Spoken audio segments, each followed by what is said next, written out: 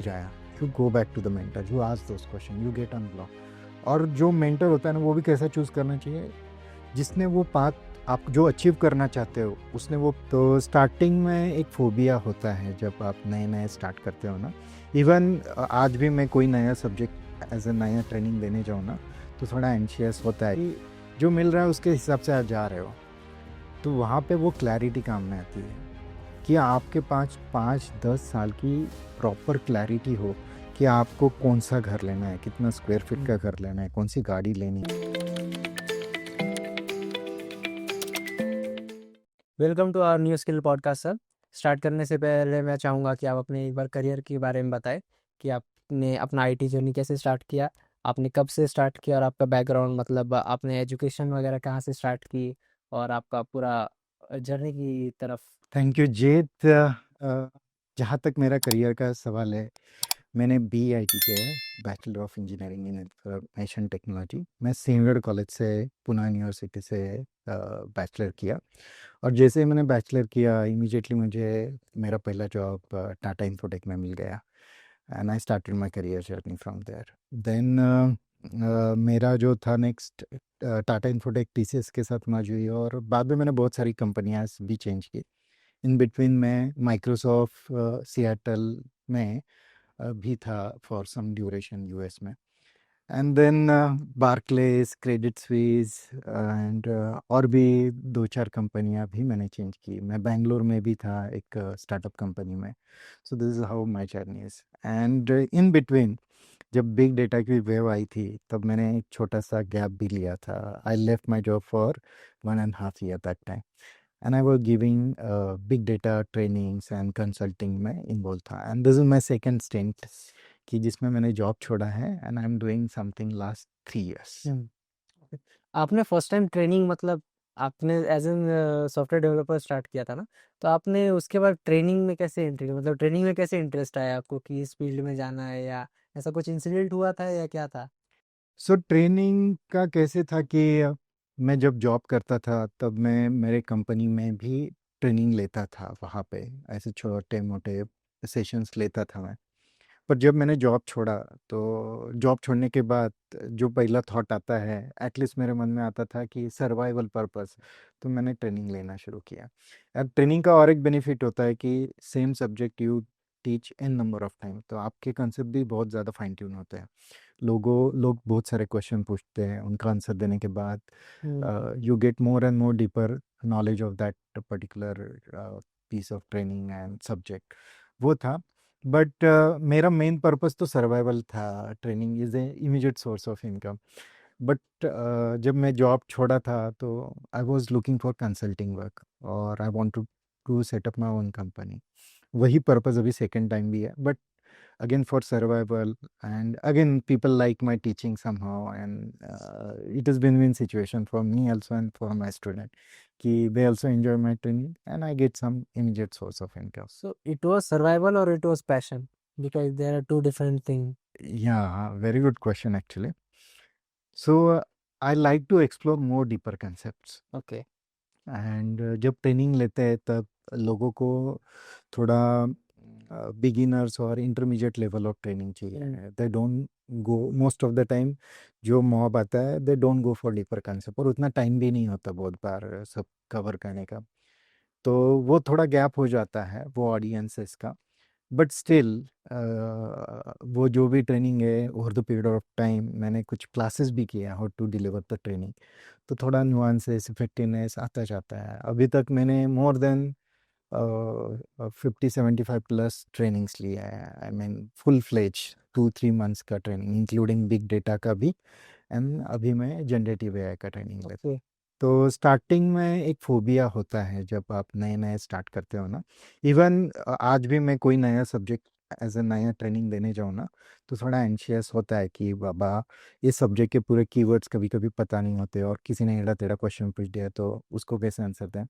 पर आपकी पहली ट्रेनिंग थोड़ी ओके ओके जाती है, दूसरी थोड़ी बेटर जाती है, तीसरी के बाद तो यू स्टार्ट फ्लाइंग। अगर आपने बैकएंड में भी अच्छे से प्रिपरेशन और उस सब्जेक्ट का नॉलेज देते रहे, तो 3 ट्रेनिंग के बाद तो you are a master of that subject and that training. और अभी तो ऐसा सिचुएशन है कि इतनी ट्रेनिंग लेने के बाद आई एम मोर कंफर्टेबल। अभी कोई भी सब्जेक्ट दे दो, छोटा छोटा और बड़ा, कोई भी ऑडियंस रहा, तो I am more comfortable. Okay. आप जब ट्रेनिंग देते हो मोस्टली, तो काफ़ी सारे ऐसे लोग आपको मिलते होंगे जो टैलेंटेड है, जिनमें पोटेंशियल है, बट वो अपने लैक ऑफ कॉन्फिडेंस, उनको क्लैरिटी नहीं है करियर के बारे में, उसकी वजह से वो एक ही जगह स्टक रह जाते हैं। तो वो लोगों की सिचुएशन लाइफ में जब सिचुएशन आती है, तो उस टाइम उन लोगों का फर्स्ट स्टेप क्या रहना चाहिए, क्या करना चाहिए उन्होंने? Okay, very good question again. तो कैसा होता है कि मैं आईटी करियर काउंसलिंग भी करता हूँ। यस। मैंने फ्री में 75 प्लस आईटी प्रोफेशनल को फ्री काउंसलिंग किया है। ओके। तो मेरा एक फॉर्म होता है, वो फिलअप करना होता है, और उसके बाद I arrange a session of 1 hour, और उसमें मैं उनको हेल्प करने की कोशिश करता हूँ ओके। पूरा इनपुट लेने के बाद। तो मेरा ऐसा ऑब्जर्वेशन है कि एक एक तो बिगिनिंग और मिड करियर लेवल पे एक पॉइंट आता है कि वहाँ पे पीपल फील स्टक। तो एक एज हो जाता है वहाँ पे, दे कांट ग्रो, और नया भी टेक्नोलॉजी आता है, जॉब का इनसिक्योरिटी आज के डेट हुँ। में काफ़ी ज़्यादा होता है। तो इसमें एक सिंपल चीज़ है, अभी हम आईटी इंडस्ट्री में है ना, तो we have to move with the flow. Continuous learning and continuous progression is part of our life. जो भी नया आ रहा है, जैसा भी आ रहा है, you have to learn it and in sync with your time. Okay. तो इससे क्या होता है, जब आप सीखते हो ना, तो मेनी टाइम्स मैनेजर लोग होते हैं, उनको लगता है कि अरे मैंने ये क्यों पढ़ना चाहिए, मेरे को तो पीपल मैनेजमेंट करना है। बट आपको कोई सब्जेक्ट अच्छे से पता हो ना, अच्छे से भी ना पता हो, बट उसका अच्छे से नॉलेज हो, हाई लेवल का भी, हुँ। तो you understand people problem in a better way, you guide them in a better way, yes. Even if you are in a people management. और नो डाउट आप टेक्निकल साइड पे हो, तो इट हेल्प्स अ लॉट। तो continuous learning and continuous growth is the path. Okay. So there is a very fine line between confidence and arrogance. So what is the difference between these things and how to stop, and what is exactly confidence and what is arrogance? Okay, very good question again. So confidence and overconfidence, these two Yes, things you yes, are yes, talking yes, about, right? yes. तो confidence मतलब क्या रहता है कि where you have a self believe about yourself, I can do it, okay, I believe, I trust and I can deliver it. But overconfidence क्या होता है कि जब आप सामने वाले को कम फील करते हो।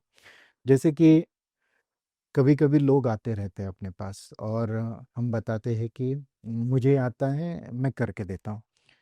बट ओवर कॉन्फिडेंस कब हो जाता है कि कोई आदमी आपको बता रहा है उस बारे में, और आपको पता है, मुझे अच्छे से पता है, बट आप उसको अच्छे से सुनते नहीं हो, उसको निग्लेक्ट करते हो। तो that becomes your over confidence. कभी कभी आप कितना भी काम कर लो कोई सब्जेक्ट में, बट एक पॉइंट होता है कि you have to open for suggestions. Mhm. जब वो आप ब्लॉक कर देते हो और खुद को ही हीरो समझने लग जाते हो, that becomes your over confidence. Okay. सो कभी भी कितना भी काम कर लो आप, बी ग्राउंडेड, लोगों का सुनो, आपको पता है फिर भी सुनो। वो जो ग्राउंडेडनेस रहता है ना, that is your confidence. You know, even if you listen people, that is your confidence. And when you reply them arrogantly, और जस्ट आपको लगता है कि मैं ही हीरो हूँ इस Hmm. पूरे चीज़ का, इस पूरे स्पेस का, that is over confidence. Okay. Do you have any experience of any candidate who is having very good confidence और ओवर कॉन्फिडेंस, ऐसा कुछ जिसको आपको सुन के लगा अरे यार ये तो कॉन्फिडेंट बंदा है या फिर ओवर कॉन्फिडेंट बंदा है? होते होंगे, काफ़ी ऐसे मिलते होंगे। में काफ़ी ज़्यादा मिलते हैं लोग, और आईटी में तो काफ़ी ज़्यादा ईगो का हम्म। प्रॉब्लम भी है कि कभी कभी लोगों को अच्छी सैलरी होती है, नॉलेज कम होता है, पर सैलरी का काफ़ी ज़्यादा ईगो मैंने आईटी फील्ड में देखा है।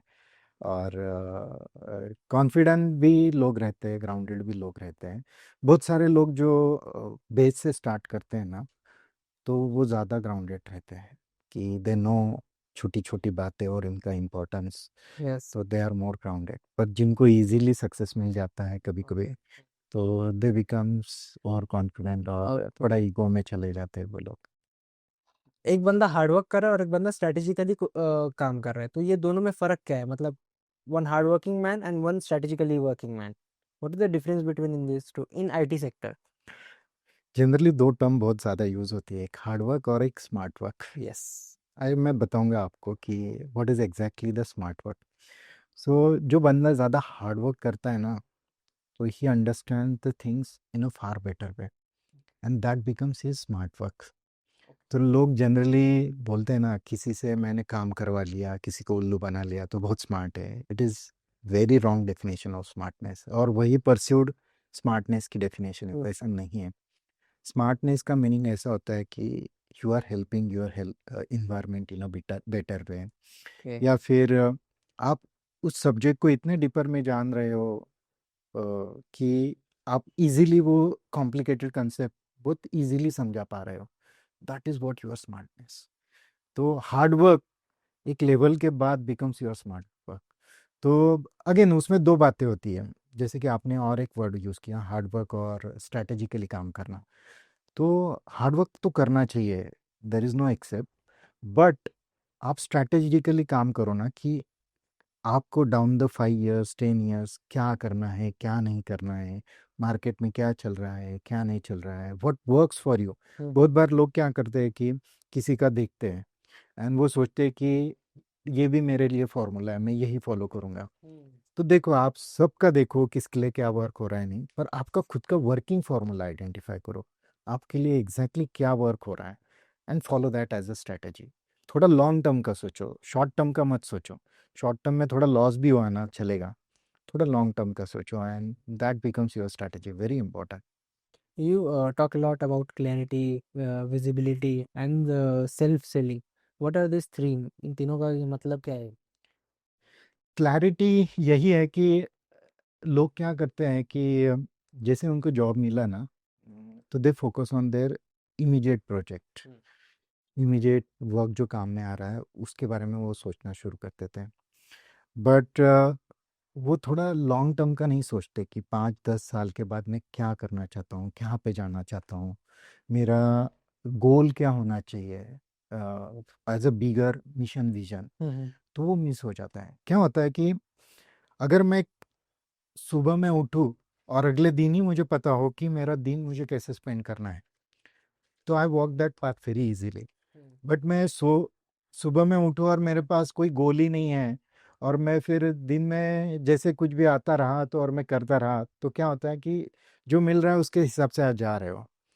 तो वहाँ पे वो क्लैरिटी काम में आती है कि आपके पास 5-10 साल की प्रॉपर क्लैरिटी हो कि आपको कौन सा घर लेना है, कितना स्क्वायर फीट हम्म, का घर लेना है, कौन सी गाड़ी लेनी है, कौन से कंट्री में सेटल होना है, कौन से कंपनी में आपको जॉब चाहिए, कौन सा डेजिग्नेशन आपको चाहिए, कौन से टेक्नोलॉजी पे आप पे काम करना है। हम्म, ये सारी क्लैरिटी जितनी आपके पास, उतना अच्छा। और एक गोल अचीव करने के बाद long term goal, immediately redefine your next goal again as a long term goal. okay, तो ये बहुत इंपॉर्टेंट होता है, that is what your clarity. okay. And what is visibility? Visibility, बहुत अच्छा क्वेश्चन पूछा आपने अगेन। सो क्या होता है, बहुत सारे लोग हैं ना, मैंने आईटी फील्ड में देखे हैं and it is my story also. मैं बहुत सारा चीज़ें टेक्निकली एक्सप्लोर करता था और उसका डीपर नॉलेज भी लेता था, पर क्या करता था कि वो नॉलेज मेरे पास तक ही रखता था। हम्म, जैसे कि मैं बाद में ट्रेनिंग लगने लेने लग गया, और अगेन 5-10-15-20-100 लोग ही वो नॉलेज में ट्रांसफ़र कर पाता था। तो इससे क्या होता था कि उतने ही लोगों को वो नॉलेज हम्म, पता होता है, राइट? बट आपका नॉलेज मैक्सिमम लोगों के पास पहुंचाओ, ताकि लोगों को पता चलेगा कि इस बंदे के पास ये स्किल है। अगर आपने आपका नॉलेज आपके तक ही लिमिट रखा तो कोई आपको पहचाना नहीं करें। आप मुझे बताएं, रजनीकांत अमिताभ बच्चन को क्यों पहचानते हैं? Because they come on the camera, they express what ever views, what ever knowledge they have, और एनी जो कैमरे का सामने आके उनके व्यू एक्सप्रेस करता है, तो उसकी विजिबिलिटी उतनी ज़्यादा होती है, उतने सारे लोग उसको जानते हैं। पर आपने आपका नॉलेज अपने तक ही रखा, उसको पब्लिक प्लेटफॉर्म पे नहीं लाया, ब्लॉग्स नहीं लिखे, कोई ट्रेनिंग वीडियो नहीं बनाया, या आपका जो भी नॉलेज है वो पब्लिक प्लेटफॉर्म वीडियो बना के, ऑडियो बना के, पॉडकास्ट रखना चाहिए। इससे क्या होता है कि मैक्सिमम लोगों को आपके बारे में पता होता है, and they try to reach you also for the solution of that problem, whatever expertise you have, hmm, choti moti, put that in a public platform so that people will listen it and they will come to know that there is someone, ऐसा बंदा है जिसके पास ये skill है, जिसकी मुझे ज़रूरत है, तो आपके पास आपके ऑडियंसेस जिनको ज़रूरत है वो आएंगे। तो ये विजिबिलिटी बहुत ज़रूरी है। आप जॉब करते रहो, बट आपका नॉलेज पब्लिक प्लेटफॉर्म पे डालते रहो, जहाँ पे आपकी विजिबिलिटी बढ़े। इवन आप जॉब भी कर रहे हो ना, तो जॉब में जैसे कि बहुत सारे सेशन होते हैं, वहाँ पे भी बहुत सारे इनिशिएटिव लेके लोग एक्सप्रेस देयर स्किल्स, जो भी है टेक्निकल नॉन टेक्निकल, वो दिखाना चाहिए, जिससे आपका नेटवर्क भी बढ़ता है, आपका लोगों को पता चलता है कि ये बंदा कौन है ऑफिस में, and they try to reach out you. So that is very important part of your career visibility. Self selling भी मोस्टली इसी में आ गया कि आप जब तक खुद को दिखाओगे नहीं तब तक आप खुद का ये नहीं कर सकते हो। करेक्ट. सेल्फ सेलिंग एक थोड़ा वन स्टेप अबव है, okay. And it is very important aspect of career.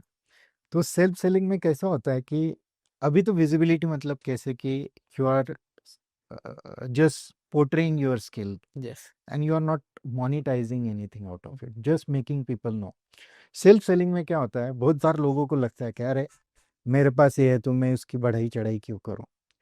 Self selling में क्या होता है कि आप बढ़ाई चढ़ाई नहीं करते किसी चीज़ की, सिर्फ आपका जो स्किल है वो इस तरीके से एक्सप्रेस करते हैं कि वो आपका मोनेटाइजेशन हो उसका, ओके। आपको वो प्रमोशन मिले, आपको नेक्स्ट जॉब स्विच में हेल्प मिले, आपकी सैलरी बढ़े, मोनेटाइजेशन हो, एक टेंजिबल बेनिफिट होता है वो. ओके। ऐसा नहीं कि जैसे आप पब्लिक सर्विस कर रहे हो. सो that is what self selling.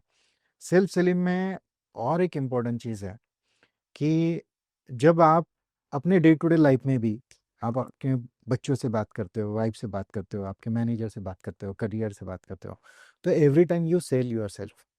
जैसे कि आपकी कुछ आइडिया है जिसको आप लोगों को कन्विंस कर रहे हो, and they are purchasing your ideas. Yes. When they convince mean they are purchasing your idea. So that is what self selling.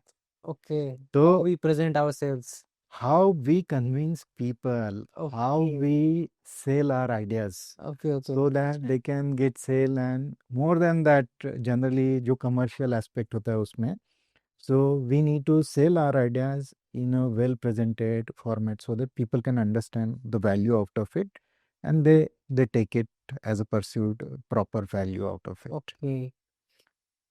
As you are in IT career, in IT sector from last 19 years, what is the good way to go? Like लोग journal specialisation करते हैं, मतलब किसी एक ही चीज़ में special उसमें ही master करने का ट्राई करते हैं. नहीं तो कुछ कुछ होता है जो अडेप्टिव रहते हैं, जो नया आ रहा है सीखते जा रहे हैं सीखते जा रहे हैं. सो बेटर वे क्या है करियर के लिए आज के जनरेशन के हिसाब से, आज के टेक के हिसाब से? इसका आंसर मैं थोड़ा अलग तरीके से दूंगा. देखिए, बहुत सारे डॉक्टर्स होते हैं. Take example of MBBS doctor. और एमबीबीएस डॉक्टर कितना कमाता है, बट आगे जाके कोई हार्ट स्पेशलिस्ट बनता है, कोई किडनी स्पेशलिस्ट बनता है, आई स्पेशलिस्ट बनता है, right. Take example of eye specialist. वो कितना कमाता है. कोई जाता है आगे जाके वन स्टेप, वो सिर्फ कैटरैक्ट की सर्जरी करता है में से, वो पूरा आई नहीं देखता, सिर्फ कैटरैक्ट की सर्जरी करता है. He is become more and more specialize and he earns more money. तो आपको करियर, इवन आपका एजुकेशनल ग्राफ भी देखो, 12 तक आपको बहुत सारे, और स्टार्ट फ्रॉम स्कूलिंग कितने सारे सब्जेक्ट होते हैं, हिस्ट्री, ज्योग्राफी है, ज्योमेट्री है. पर जैसे ही आप 12 में जाते हो, साइंस स्ट्रीम लेते हो या आर्ट्स लेते हो, कुछ भी साइंस में भी बहुत होता है, फिजिक्स, केमिस्ट्री, बायो, सब कुछ. फिर इंजीनियरिंग में आते हो, फिर कंप्यूटर साइंस या मैकेनिकल या सिविल, एक ही. उसमें भी आप मास्टर को जाओ तो कंप्यूटर साइंस का एक इमेज प्रोसेसिंग, यस। उसमें से आप पीएचडी जाओ तो you take that one single algorithm और chip, yes. Right. Image processing के भी बहुत सारे होते हैं, but you take that one algorithm and you become a PhD of that one particular thing, small thing. Yes. तो जनरली आपका general skill, then go for micro niche skill, then micro niche skill. जितना focus approach आपका एक point पे, उतनी आपकी value ज़्यादा. Okay. सो अगर आप मोर जनरलाइज रहे, अच्छा होता है. एक कहावत है हमारे आईटी फील्ड में कि master of all and jack of none. तो उसकी जगह master of all but be means jack of all and master of one. Okay. वो मैं कहना चाहूँगा कि ओके। यहाँ पे you need to master that one skill, one programming language, जिसके लिए कोई भी हो तो you should be a go to person. आपके अलावा कोई दूसरा नाम आना ही नहीं चाहिए उस फील्ड का. और वो अचीव होता है ना, वो माइक्रो नीच से ही होता है, क्योंकि you repeat that activity n number of time, n number, और उसके नुआंसेस वैसे वैसे आपको पता होता मास्टर इन दैट। है. एक ये इनका कहना है, किनका, ब्रूसली का. You don't need to learn thousands of kick, yes. Yes. Learn that one kick thousands of time. Yes. वही एक्चुअली हथौड़ा है आपके करियर का। और एक कहावत है, you don't need to read thousands of book, read that one book thousands of time. तो ये जब भी आप रीड करते हो ना, उससे आपको अलग अलग रियलाइजेशन होते हैं। एक रीडिंग में कुछ आपको थोड़ा समझेगा, सेकंड रीडिंग में और दूसरा रियलाइजेशन होगा। So when you start doing that one activity again again again, you become master of that activity. And no doubt, थोड़ा टाइम और मार्केट और नया नई बातें, थोड़ी एडेप्टेबिलिटी भी होनी चाहिए, फ्लेक्सिबिलिटी होनी यस, चाहिए। फ्लेक्सिबिलिटी रहनी चाहिए। करेक्ट। ओके, फ्रेशर्स के लिए मेंटरशिप रहनी चाहिए या नहीं? Mentorship, very important. लोग बहुत कंफ्यूज है, फ्रेशर्स बहुत ज़्यादा कि क्या करें, डेवऑप्स सीख ले, ये सीख ले, वो सीख ले, वेब डेवलपमेंट सीख ले, तो उनके लिए मेंटरशिप होनी चाहिए। उनको कितना इंपॉर्टेंट है उनके लिए मेंटरशिप? मेंटरशिप तो बहुत ज़्यादा इंपॉर्टेंट है। मुझे बताओ, पांडव इतने महान क्यों बने? क्योंकि उनके पास द्रोणाचार्य यस, थे। अर्जुन, वो भाई Arjun was good in his archery skill, और क्योंकि उसके पास द्रोणाचार्य जैसे गुरु थे। तो क्या होता है कि जनरली आपका कॉलेज ख़त्म हो जाए ना, तो उसके बाद आपको मेंटर नहीं रहता। जैसे आपका कॉलेज ख़त्म हो जाता है तो टीचर होते हैं, इसके पहले वो होमवर्क देते हैं, असाइनमेंट देते हैं, सबमिशन होता है, तो यू बिकम अकाउंटेबल। कुछ भी करके आप सबमिट तो करते हो, थोड़ा तो लिखते हो, राइट? यस, तो उससे आपका फ्लो बन जाता है। पर जैसे आपका एजुकेशन ख़त्म होता है ना, तो आपके पास कोई ऐसा गाइड नहीं रहता कि जो आपको पोक करे, आपको डायरेक्शन दे यस, कि ये कर, ये मत कर। यस, यस, यस, लाइफ में सबसे इम्पोर्टेंट चीज़ होती है क्या नहीं करना चाहिए। बहुत सारे लोगों को कभी कभी पता होता है क्या करना चाहिए, बट क्या नहीं करना चाहिए इज़ वेरी इंपॉर्टेंट। उससे आपको क्लैरिटी मिलती है, एंड वो क्लैरिटी आपको एक मेंटर ही दे पाता है। और मेंटर से क्या होता है, आपकी अकाउंटेबिलिटी बढ़ जाती है। आपको कुछ ब्लॉकेज आया, you go back to the mentor, you ask those question, you get unblock. और जो मेंटर होता है ना, वो भी कैसा चूज करना चाहिए, जिसने वो पाथ आप जो अचीव करना चाहते हो, उसने वो पाथ ट्रैवल किया है, he is that successful person. And वो अगर आपका मेंटर है, तो he knows all the pitfalls, and he guide you like a very focus focus narrow path. Yes. और आप वो चलते हो ना, तो आपका जर्नी बहुत इजी। और जो आप खुद करते सेल्फ ड्रिवन, तो कभी नहीं अचीव कर पाते, वो अचीवमेंट आपको मिलती है। जितने भी बड़े बड़े लोग हैं, बिल गेट्स या कोई भी, उन सबके मेंटर्स है, एक दो, हर एक के मेंटर्स है, they guide them, and that helps them a lot actually. अभी तो एआई भी आ चुका है मार्केट में, AI is replacing everyone's job, everyone is scared. So I think mentorship is very important for everyone. I think experienced हो या fresher हो, सबको एक मेंटर रहना चाहिए जिसको पता है कि आगे क्या होने वाला है, उससे लेना चाहिए। तो एआई जो अभी आ रहा है इतना, तो एआई मेंटरशिप को कितना ये कर सकता है रिप्लेस? क्योंकि ये हर जगह अभी आ रहा है, तो मेंटरशिप को भी मे बी काफ़ी लोग होते हैं जो टिप्स वगैरह लेते रहते हैं चैट जीपीटी से कि अभी ये हो रहा है, क्या करूँ क्या करूँ। तो क्या होता है, जब अपन एआई की बात करते हैं ना, it is a general consciousness. वो अपना जितना भी पब्लिकली अवेलेबल डेटा, उसके बेसिस पे और कस्टम डेटा लेके वो ट्रेन किया है। तो सक्सेस का कॉन्टेक्स्ट अलग अलग हो सकता है इस केस में। ओके, सो इफ़ यूएस वाला कोई बंदा है और वो उस इन्वायरमेंट में, उसकी सक्सेस डेफिनेशन और क्या करना चाहिए वो अलग है, अपने इंडिया का कॉन्टेक्स्ट अलग है। तो वो बहुत कॉन्टेक्चुअल सब्जेक्ट है, और उसके लिए उसी आदमी को आपको चूज़ करना चाहिए कि जो अच्छे से जानता हो इन बातों को।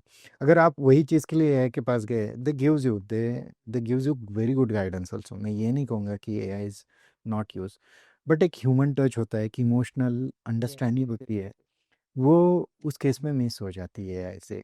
कि आपकी स्टेट ऑफ माइंड क्या है, आपका बैकग्राउंड क्या है, शायद उतना नॉलेज एआई के पास नहीं होता है, और उस हिसाब से वो आपको डायरेक्ट भी नहीं कर पाता है। तो है, मतलब एआई को भी फॉलो करो, बट एक human touch always help you to get the right direction and right emotional support. okay. Currently, most people are looking for the productivity tools, these tools. So, what are the three exercises or three habits that improve productivity? नहीं, मैं तो बहुत ज़्यादा AI use करता हूँ this days. तो मैं chat GPT तो बहुत ज़्यादा यूज़ करता हूँ किसी भी चीज़ के लिए।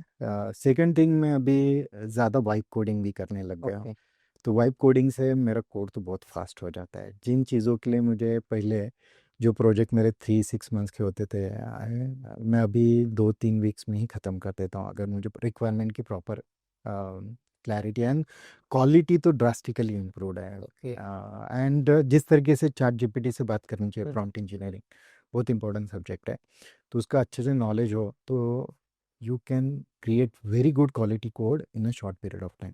बहुत सारे बार लोग बोलते हैं कि वाइब कोड करने के बाद बगी कोड होता है, ये को you are not chatting in a right way with the LLM there, वो प्रॉब्लम हो जाता है। तो वाइब कोडिंग एक हुआ, और फिर उसके बाद मैं पीपीटी प्रेजेंटेशन करता था हाँ। या कुछ भी, तो I use to take a lot of time, मैं खुद जाके पूरा मटेरियल बनाता था पहले, बट अभी I use AI tools. So which tool you use for PPT and vibe coding के लिए कौन से टूल्स आप यूज करते हो? तो पीपीटी जनरेशन का मैं थोड़ा अलग फ्लो फॉलो करता हूँ। जैसे कि मैं रॉ जो मटेरियल लेता है ना, वो चैट जीपीटी, क्लॉड या फिर जेमिनाई से जनरेट करता हूँ। जेमिनाई भी बाय द वे अभी अच्छा खासा पीपीटी जनरेट करने लग गया है, okay. But I use gamma tool. Gamma tool has lots of facility. Yes. You can give the theme, you can customize picture, and even there is a prompt which you can type and it generates the content. तो उसका कैसा है कि 10 slides है ना, वहाँ तक वो फ्री है। ओके। उसको अगर आप चाहो तो it is a paid service. उनका पेड भी ज़्यादा मुझे महंगा नहीं लगा, but gamma is the tool which I use for vibe coding. I use cursor extensively. VS Code with GitHub initially I was using, but I fall in love with Cursor right now. और एक anti gravity भी आया है, वो मुझे explore करना है, okay. उसका भी काफ़ी अच्छा रिव्यू है, बट अभी तक मैंने टच नहीं किया है। Okay. So all your 19 years of experience at a place that you have presented here. So tell us about this book. ये बुक मैंने बहुत मेहनत लेके लिया है। इस बुक को लिखने के लिए मुझे ऑलमोस्ट 1 ईयर लगा, Okay. 1 ईयर। और उसमें से जो लास्ट के 6 मंथ्स थे ना, तो मैं सिर्फ बुक और बुक ही लिख रहा था, मैं कुछ भी नहीं कर रहा था तब, एक 6 महीने तक। और ये जो बुक है, ये स्टोरी है 3 दोस्तों की, Okay. नील, रघु एंड मेहुल, और तीनों आईटी फील्ड में काम करते हैं। Mm-hmm. और मैंने तीनों का अपना अपना एक अलग पर्सोना लिया है, और एक कैरेक्टर खुद को मेरे को भी रिप्रेजेंट करता है। एंड इस तरीके से मैंने वो 3 दोस्तों की कहानी लिखी है। 3 इडियट्स जैसा था ना, Okay, okay, okay, okay. But थोड़ा अलग थीम है, I understand. More focus on IT और उसके चैलेंजेस। So तो ये सेल्फ हेल्प लोगों को मदद कर सकती है बुक, काफ़ी ज़्यादा, आईटी करियर्स और एनी सेक्टर।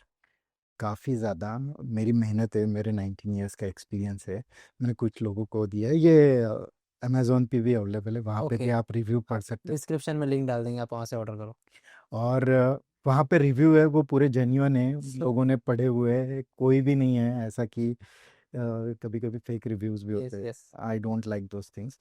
तो बहुत मेहनत लिए हैं, हाईली रिकमेंडेड कि एटलीस्ट कोई ब्लॉक है या कोई किसी को कुछ समझ में नहीं आ रहा है करियर में क्या करे, सो मुझे लगता है कि वो अनब्लॉकिंग का काम अगर एक बंदे को भी मिल रहा है after reading this book, I have done my work.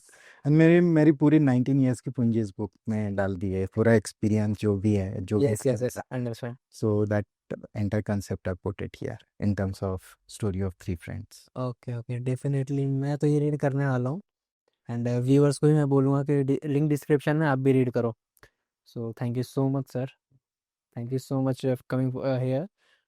Next session भी हम करेंगे। नेक्स्ट सेक्शन मोस्टली हम रखेंगे टेक के ऊपर, जो टेक्नोलॉजी चल रही, एआई चल रही है। इसमें तो हम लोगों ने सारी चीज़ें कवर कर ली कि हम सारे एक एक थोड़े थोड़े क्वेश्चन सॉल्व करें, लोगों के जो क्वेरीज हैं वो सॉल्व करें। हम ज़रूर नेक्स्ट सेशन भी रखेंगे।